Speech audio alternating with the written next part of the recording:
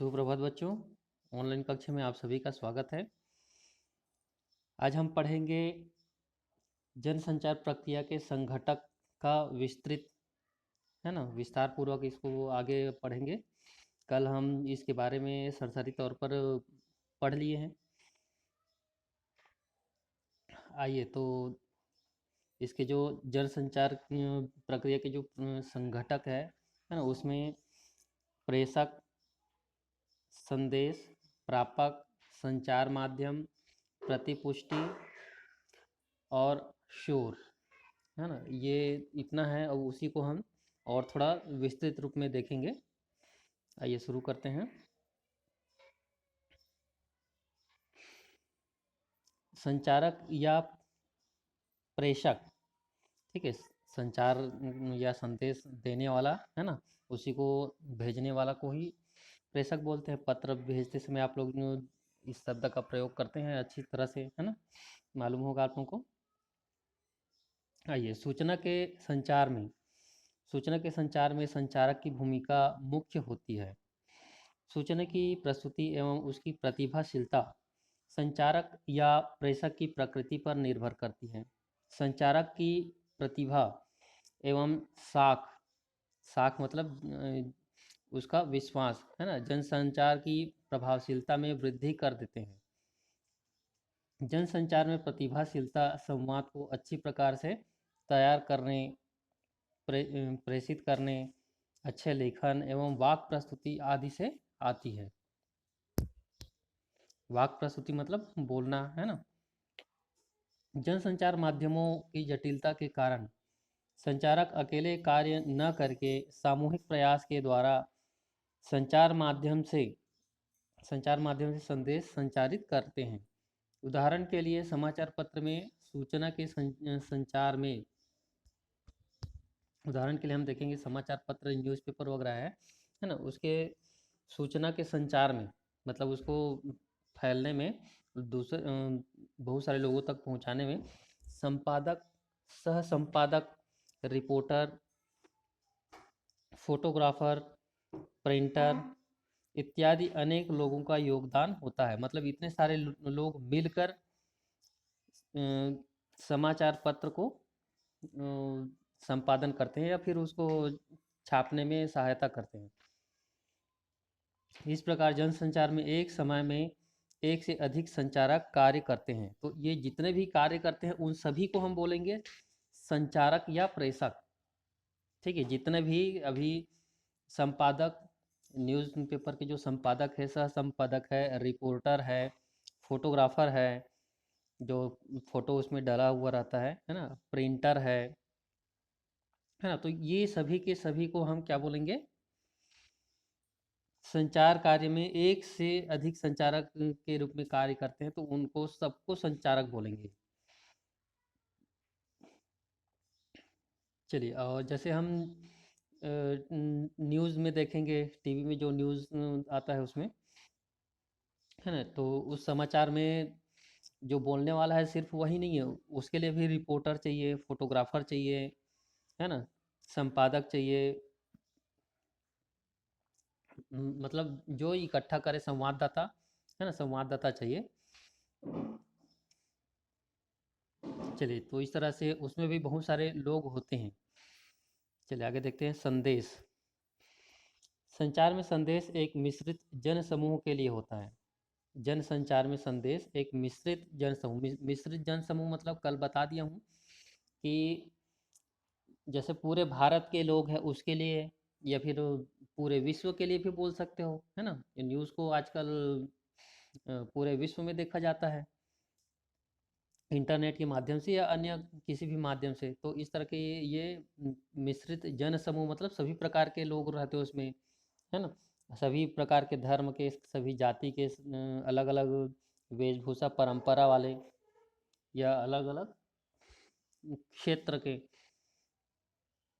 तो इसलिए इसकी विषय वस्तु का चयन एवं विवेचन सामान्य प्रापक को प्राप्त ध्यान में रख कर किया जाता है। ठीक है, मतलब इसका विषय वस्तु जो है उसका चयन और एवं विवेचन, विवेचन मतलब इन सभी चीज़ों को सामान्य प्रापक मतलब जो सामान्य जो लोग हैं, आम जनता है ना, उसको ध्यान में रखकर किया जाता है। संदेश के अंतर्गत संदेश की भाषा, अर्थ, संदर्भ, स्वरूप इत्यादि महत्वपूर्ण अवयव होते हैं। इसमें अवयव होते हैं मतलब ये अनिवार्य रूप से इसमें होंगे, है ना। क्या क्या होंगे? संदेश की भाषा, उस उसका अर्थ, संदर्भ मतलब किस संदर्भ में क्या बताया जा रहा है, और उसका स्वरूप, है ना। जबकि नकारात्मक संदेश प्रापक को आकर्षित नहीं करते। नकारात्मक जो संदेश है वो प्रापक मतलब जो प्राप्त करने वाले को आकर्षित नहीं करते हैं, और वे आलोचनात्मक भी होते हैं।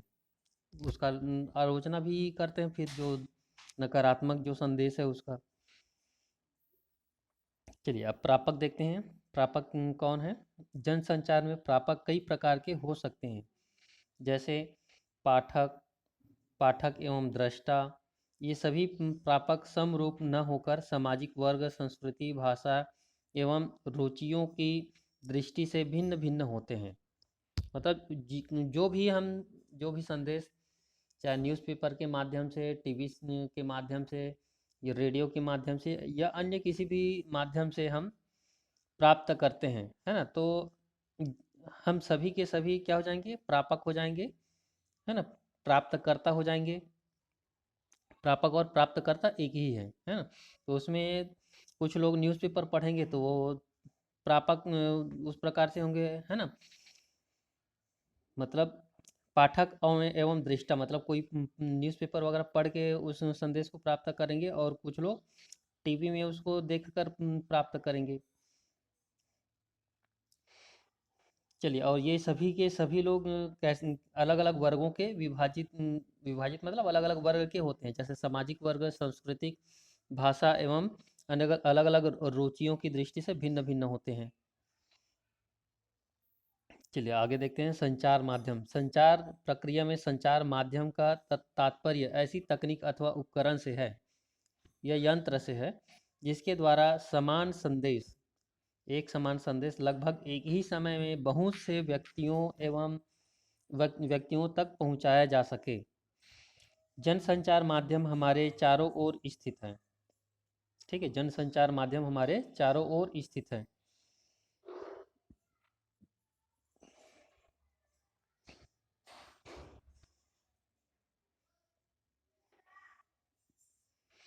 आज का युग उपग्रह तकनीक का युग है। आज का जो युग है वो उपग्रह तकनीक का युग है, सैटेलाइट का युग है। इस युग में मनुष्य सूचनाओं, तथ्यों, आंकड़ों एवं विचारों के बिना प्रगति नहीं कर सकता। मतलब एकदम हर एक चीज़ सटीक, एक्यूरेट होनी चाहिए, है ना। इस संदर्भ में जनसंचार माध्यम उपभोक्ता के लिए महत्वपूर्ण होते हैं। वर्तमान युग में प्रेस या मुद्रण संचार माध्यम, इलेक्ट्रॉनिक सार्वजनिक माध्यम, चलचित्र तथा कंप्यूटर, इंटरनेट आदि संचार के प्रमुख माध्यम हैं।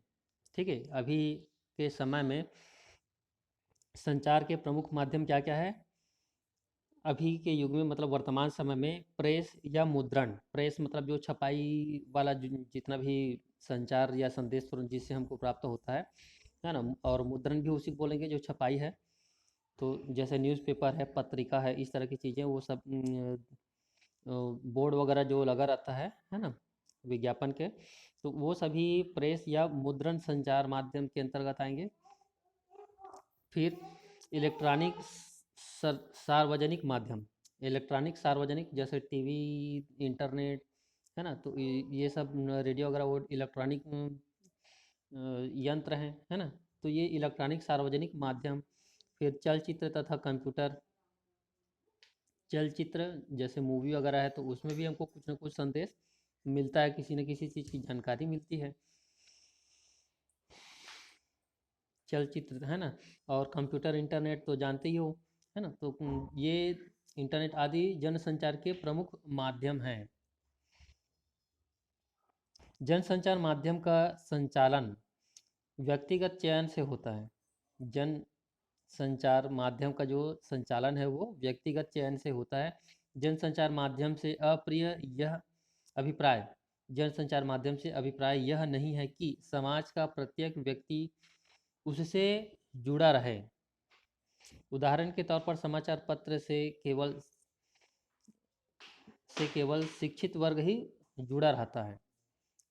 ठीक है, समाचार जो पत्र है उससे शिक्षित वर्ग ही जुड़ा रहता है, सिर्फ जो पढ़ना लिखना जानते हैं वही बस उससे जुड़ा हुआ होता है। सभी पढ़े लिखे व्यक्ति भी समाचार का हमेशा समर्थन नहीं करते, और सभी जो पढ़े लिखे व्यक्ति उन लोग भी समाचार ही पढ़ेंगे ऐसा जरूरी नहीं है ना। उनकी रुचि टीवी, रेडियो, अन्य किसी जनसंचार माध्यम के लिए भी हो सकती है। ठीक है, कि सिर्फ जो पढ़ना लिखना जानते हैं तो वो सिर्फ समाचार पत्र में ही सीमित रहेंगे, ऐसी कोई बात नहीं है भाई। उनको लगेगा कि टीवी देखना चाहिए, रेडियो देखना चाहिए, या अन्य इंटरनेट के माध्यम से पढ़ लेना चाहिए। जैसे अपने मोबाइल में पढ़ लेता हूँ ऐसा करके, या इस तरह की कुछ भी चीज़ें है ना, ये हो सकते हैं। आइए आगे देखते हैं, प्रतिपुष्टि या फीडबैक। जनसंचार में प्रतिपुष्टि की अपनी भूमिका है। इसे इससे फीडबैक धीमा एवं कमज़ोर या देर से मिलने वाला होता है। ठीक है, फीडबैक क्या है? इसमें फीडबैक धीमा एवं कमज़ोर या देर से मिलने वाला होता है। उदाहरण के लिए संपादक अपने पत्र के प्रति लोगों की अभिक्रिया प्रतिक्रिया तुरंत नहीं जान पाता। चलिए यहाँ पर देखते हैं, समाचार पत्र के प्रति जैसे लोगों की प्रतिक्रिया तुरंत नहीं जान पाता, है ना। टीवी तथा रेडियो द्वारा प्रसारित कार्यक्रम में प्रस्तुतकर्ता यह नहीं जान पाता है कि दर्शकों ने कार्यक्रम पूरा देखा या बीच में ही छोड़ दिया। यद्यपि प्रापकों के पत्र प्रापकों मतलब जो प्राप्त करता है उन लोगों के पत्र समय समय पर प्राप्त होते रहते हैं, लेकिन उनकी संख्या बहुत कम होती है। जनसंचार में फीडबैक समय समय पर प्राप्त होता रहे, इसके लिए आवश्यक है कि समय समय पर फीडबैक सर्वे कराया जाए। अन्यथा तो मतलब नहीं तो फीडबैक के अभाव में मीडिया बेअसर साबित होता जाता है। ठीक है, अगर फीडबैक नहीं मिलेगा इसका मतलब यह है कि उसको कोई देख नहीं रहा है, कोई ध्यान नहीं दे रहा है, सीधी सी बात है। चलिए आगे देखते हैं, अंतिम संघटक देखते हैं, शोर या विघ्न। ठीक है, शोर या उसको विघ्न भी बोल सकते हैं। जनसंचार में शोर या विघ्न की संभावना सर्वाधिक होती है। यह माध्यम में ही नहीं बल्कि जनसंचार प्रक्रिया किसी भी बिंदु पर प्रविष्ट हो सकता है। या माध्यम में ही नहीं मतलब टीवी, रेडियो, इंटरनेट, सिर्फ इसी के कारण शोर नहीं हो सकता। मतलब सिर्फ यही शोर नहीं है, इसके अन्य और भी कहीं भी जनसंचार प्रक्रिया में किसी भी बिंदु पर प्रविष्ट हो सकता है। मतलब चाहे वो संचारक हो सकता है, संचार माध्यम हो सकता है, प्रापक हो सकता है ना, कोई भी हो सकता है। उदाहरण के लिए टीवी एवं रेडियो में विद्युत संबंधी गड़बड़ियाँ, ठीक है, ये एक कारण हो सकता है। ठीक है, टीवी एवं रेडियो की जो विद्युत संबंधी जो करंट या फिर उससे लो वोल्टेज होने से ठीक से काम नहीं कर रहा है टीवी या फिर रेडियो, या फिर घटिया मुद्रण घटिया मुद्रण अर्थात ठीक से छपाई नहीं हुआ है। फिल्मों के घिसे पीटे प्रिंट, और फिल्मों में भी अगर फिल्म दिखा रहे हैं तो उसमें भी घिसे पीटे प्रिंट रहे, मतलब थोड़ा से साफ सुथरा ना हो।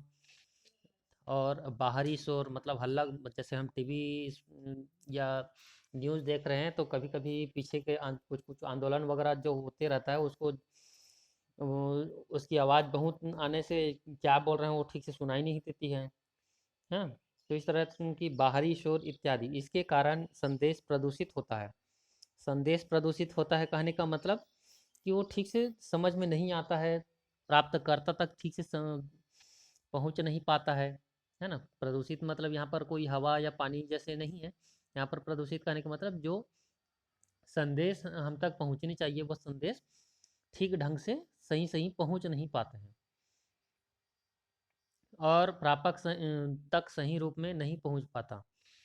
अगर संदेश विकृत अवस्था में पहुंच भी जाए तो, अगर जैसे तैसे पहुंच भी जाए तो, विकृत अवस्था मतलब बिगड़ा हुआ जो अवस्था है वैसे ही अगर पहुंच जाए तो ग्राह्य नहीं होता। ग्राह्य मतलब नहीं होता कहने का मतलब कि वो समझ में नहीं आता है।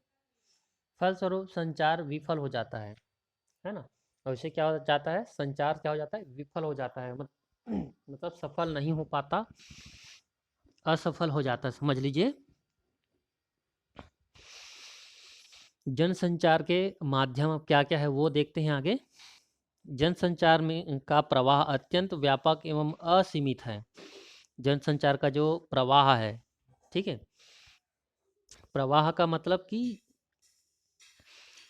क्या क्या माध्यम है, किस किस प्रकार के जो माध्यम है वो अत्यंत व्यापक है, असीमित है। जनसंचार माध्यमों की महत्ता को दर्शाते हुए मार्शल मैक्लुहान ने लिखा है कि माध्यम ही संदेश है। उन्होंने लिखा है कि मतलब माध्यम ही संदेश है ना। Medium is the message.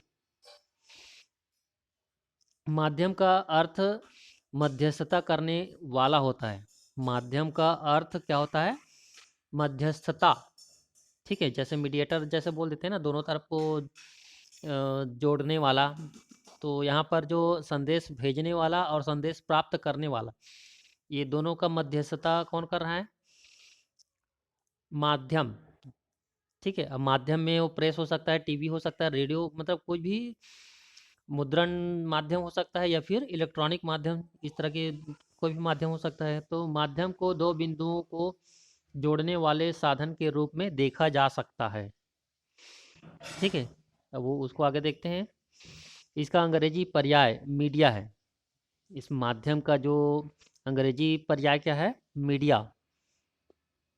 माध्यम को ही क्या बोलते हैं, मीडिया बोलते हैं।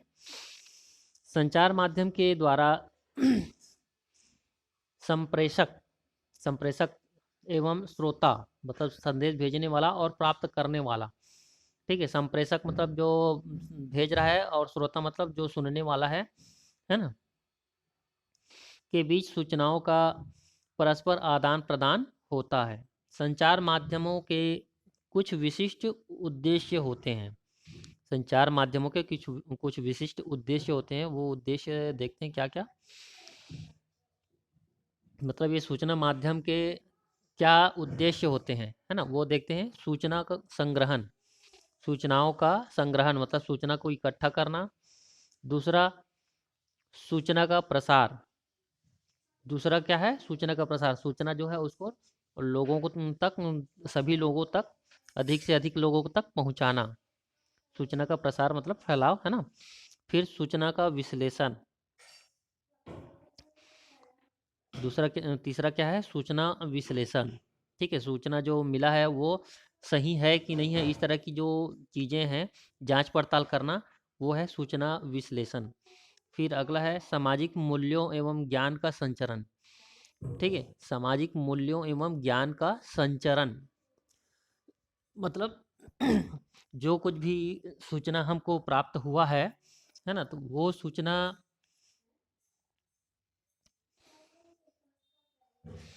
मतलब सही है कि नहीं है, और है तो सामाजिक मूल्यों मतलब समाज के लिए कितना अच्छा है। इस तरह की चीज़ों को, सामाजिक मूल्यों एवं ज्ञान का संचरण, और उसमें क्या हमको ज्ञान मिल सकता है, मतलब नॉलेज मिल सकता है, क्या जानकारी मिल सकती है ना, उसका भी हम मतलब उसका भी संचरण होता है ना। फिर लास्ट में है मनोरंजन, ठीक है। और एक उद्देश्य क्या है, मनोरंजन। जैसे हम मूवी वगैरह देखते हैं, या आजकल और नाना प्रकार के शो वगैरह चलते हैं, है ना। तो ये मनोरंजन भी हो जाता है, रेडियो में भी आप न्यूज़ वगैरह बाकी सूचना तो हमको मिलता ही है, साथ में साथ में क्या है, हमको इंटरटेन भी हो जाता है, जैसे गाना सुन लेते हैं, इस तरह की चीज़ें, है ना। चलिए आगे देखते हैं, जनसंचार माध्यम को दो प्रमुख वर्गों में बांटा जा सकता है। जनसंचार माध्यमों को दो प्रमुख वर्गों में बांटा जा सकता है, परंपरागत माध्यम और दूसरा आधुनिक एवं विशिष्ट माध्यम।